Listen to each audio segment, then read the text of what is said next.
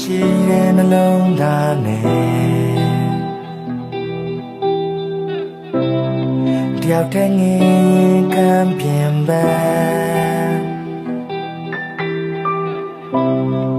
ငါနာဆွေရင်မင်းရဲ့စကားသမျှ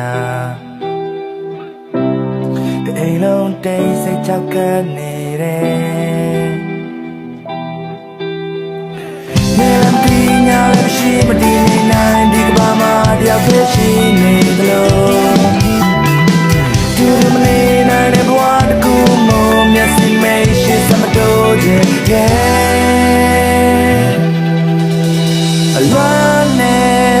နောက်တစ်ခေါက်ကြုံနိုင်တယ်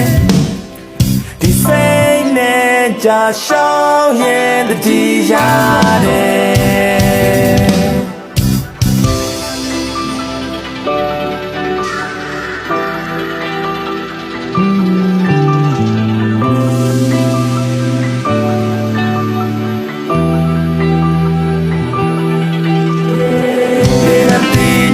ရှိမနေနိုင်ဒီဘာမှတယောက်တည်းရှိနေသလို